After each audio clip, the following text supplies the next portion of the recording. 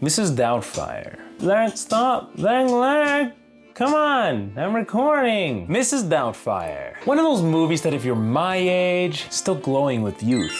You've seen on TV more times than you can count. You know, when cable was still a thing. And upon revisiting it, I can't believe I didn't catch the implications of this movie. Well, actually I can. I was 6 at the time. And why does this movie hate lawyers so much? Actors. What? Well, let's ask the technicians. Do you think it's morally right to promote smoking to the youth of America? Mrs. Doubtfire opens on Daniel Hillard, played by the late Robin Williams, as he records the voiceovers of a knockoff Sylvester and Tweety cartoon, and it eventually depicts the character smoking, something he refuses to be a part of. In the words of Porky Pig, Piss off, Lou. So right off the bat, we kind of have an idea of what the movie's about, without getting too hoity-toity about it. Daniel is this kind of Socratic actor who advocates for being more thoughtful in how we educate our youth. Why I just likened him to Socrates, I guess we're gonna find out. Maybe? Probably. I thought you couldn't pick us up. well, I got off early. You mean you got fired? No, I quit. For reasons of conscience. Actors. So his conscience gets him fired, and by the sounds of it, this happens a lot. He proceeds to throw the best, most irresponsible birthday party for his son, resulting in divorce because he doesn't know how to communicate well and blah, blah, blah. Basically, Daniel is a child in a man's body, or as I like to call it, an adult with a youthful radiance. As far as I can tell, he's a loving father who just doesn't understand how to work within the system he was born into. Adults seem to basically hate the guy for no other reason than he kind of questions the rules a bit. Although to be fair to the city of wherever this is, I'm sure Daniel could have just applied for some petting zoo permit, paid to have the road blocked for a day, and you know, communicated with his wife. Always remember to follow the ABCs to being a good father and husband. Always be communicating and adhere to the local bylaws. He was just so close, so close. I do a great impression of a hot dog. Mr. Hillard, do you consider yourself humorous?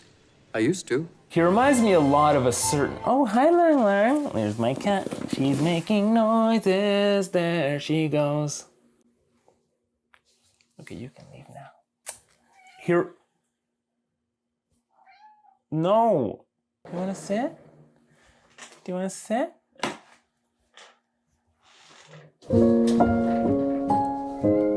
I love you.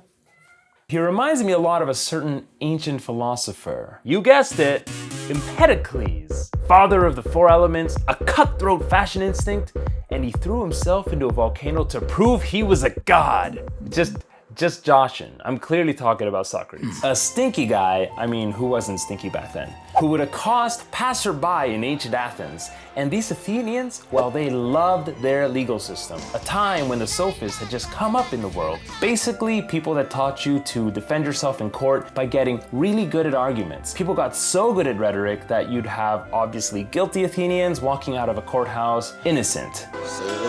Kind of ties in nicely to this film's portrayal of lawyers, honestly. So Socrates introduced the Socratic method, which, to boil down for our video, is a method of questioning things to arrive at truth. And it wasn't fun for the Athenians. It was basically Socrates following you around and questioning you about things you believe in until you either realized he was probably right, or he just wouldn't leave you alone. Eventually, he gets put on trial and is executed on charges of corrupting the youth. The reality, Mr. Hillard, is that your lifestyle over the past months has been very unorthodox. And I refuse to further subject 3 innocent children to your peculiar and potentially harmful behavior.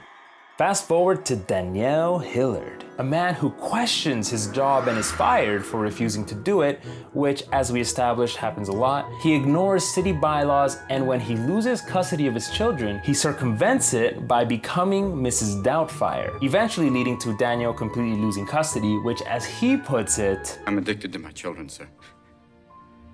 I love them with all my heart. And the idea of someone telling me I can't be with them, I can't see them every day, it's like someone saying I can't have air. I can't live without air, and I can't live without them.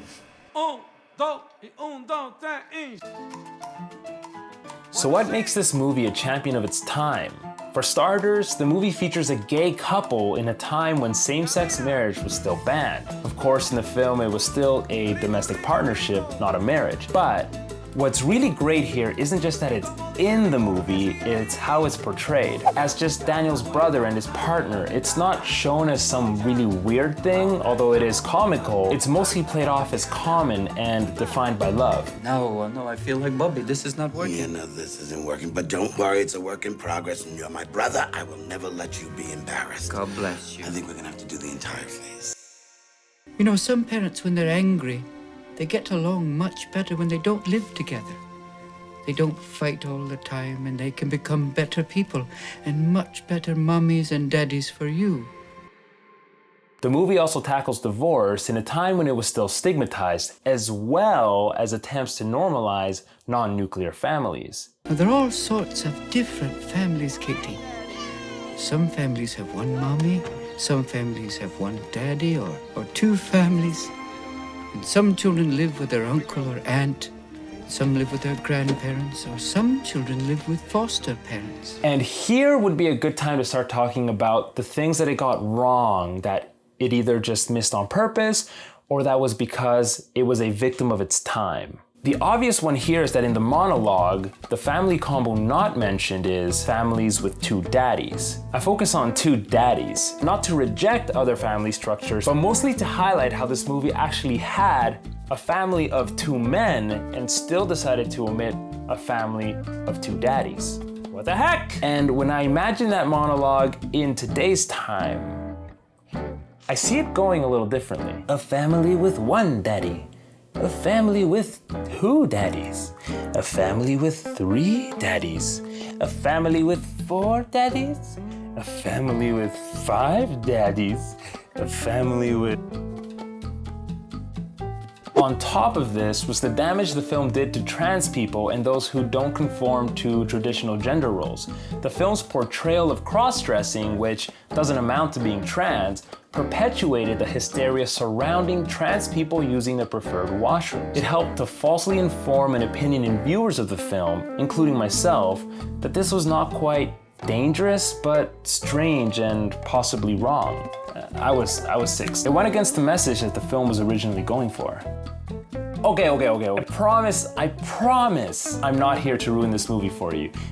Unless I already did. The last thing that I noticed in the movie was at the end when Mrs. Doubtfire is chatting with her old buddy, Kovacs, her monkey pal, if he's upset at all the humans taking their roles in movies. Perhaps a comment against, well, you know. The English have a great hunger for desolate places. I fear they hunger for Arabia.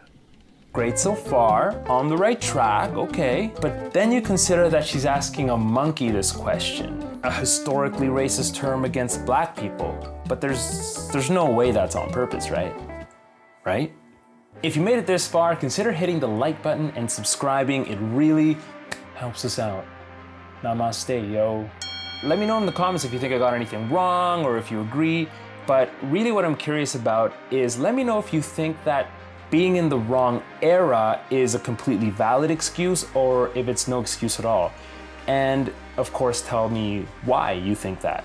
And when you're doing this, be sure to keep it civil. And if you're ever getting really angry, just default to what Socrates would do. Just be like, maybe I don't know, maybe nobody knows.